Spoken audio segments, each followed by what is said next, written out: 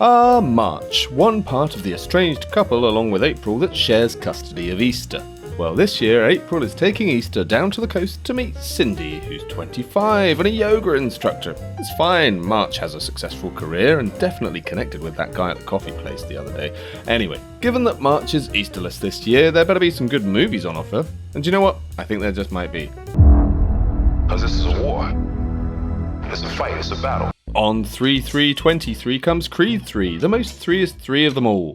Michael B. Jordan returns as the titular Creed, but this time he has a snazzy director's chair too. Yep, whilst this threequel is still written by Creed and Black Panther director Ryan Coogler, the Coog is stepping back from directorial duties to give MBJ his debut in the hot seat. This time round, Creed needs to punch big against former childhood friend and boxing prodigy Damien, played by the increasingly ubiquitous Jonathan Majors. Playing an ex-convict that blames Creed for his inability to relax in the shower, he wants revenge in the form of punching and other nefarious fist-based actions. Will Creed be punched into oblivion or punch his way to glory?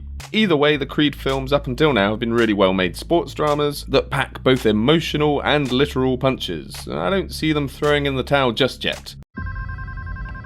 Hello. Hello, Gail. Did you miss me? A week later on the 10th, we have Scream VI, which, if you've been paying attention to the aforementioned boxing films, and so you know your Roman numerals, is Scream 6, the sequel to the 5th film in the saga, which was just called Scream, like the first Scream film. Presumably because if you called it Scream 5, there would be people in the marketing department that would have to replace the S with the 5, and then everyone would be calling it 5 Cream. This film follows on from the events of 5 Cream, but takes it out of the small town and into the big city. Ghostface is back and wants to kill people again, doing his trademark bit, calling up his victims for a chat first before making with the stabby. And in this newest edition, the shooty too. See, even psychotic murderers have the potential for growth. I don't know where we are, but there's something out there. Also out on the 10th, a film that answers the question, who would win in a fight between Kylo Ren and a T-Rex? Yeah, it's a question I never thought I'd need answering until 65 showed me it could very well have the answer. Set 65 million years ago, Adam Driver is the pilot of a sci-fi looking spaceship which crash lands on an unknown planet. Wouldn't you know it, the unknown planet is very well known to us because it's our planet, just in the distant past.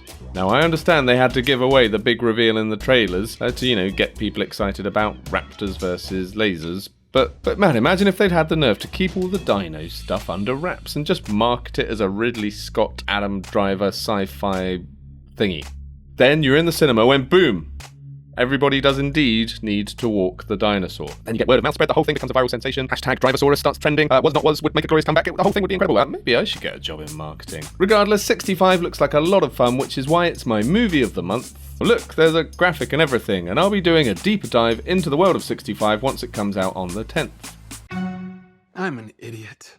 A week later on the 17th, we get to see what tone DC has picked out of the hat, this time with their latest superhero offering, Shazam! Fury of the Gods. Billy Batson is back as the foster child with superhero powers, here to save the day from a well-respected English actor and a collection of mostly grey-looking CGI monsters. But wait a minute, Mike. You're accidentally describing the first Shazam movie, not this new sequel, which will in no way be the exact same blend of quippy fish-out-of-water gags and heartfelt foster family moments interspersed with CGI baddies, smokes and lasers. A silly accident that you have made there. Silly. Silly boy. Yes, so Shazam, the first movie, was precisely fine. This one looks to be exactly the same, which is not a bad thing. It's not a good thing. It's just merely a thing. Except hopefully there'll be a little more Adam Brody in it this time.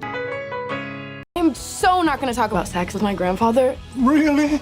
Because I just love this shit. Qualifying as my wildcard of the month.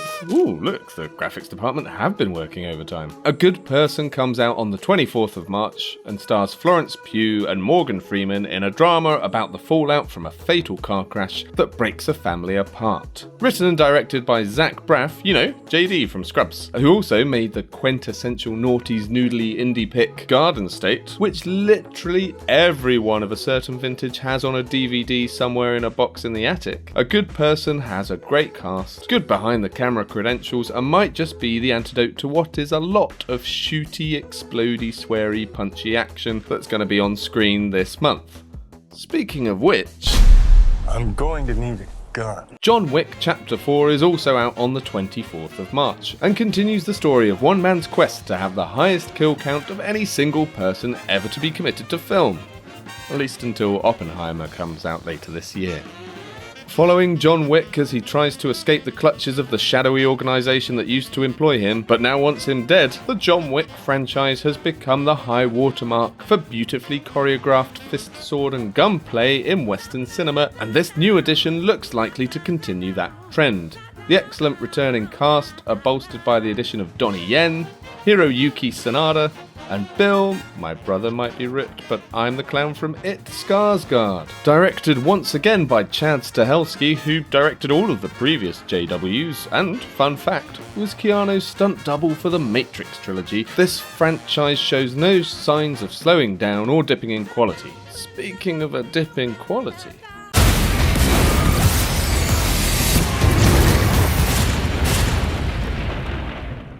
just kidding. Maybe this one will be good. Yes, this isn't the first time that the globally successful tabletop RPG Dungeons & Dragons has had a big screen adaptation, but the less said about the others, the better.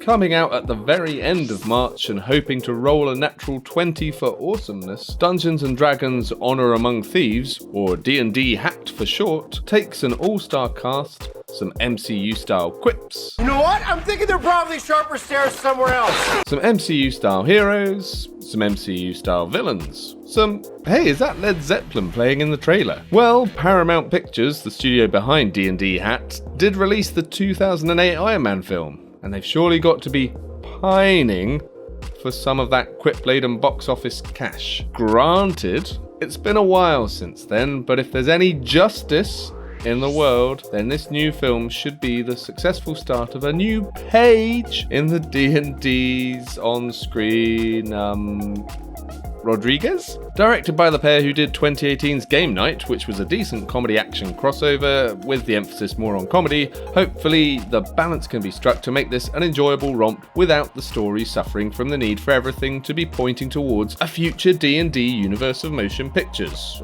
or the D&Dump.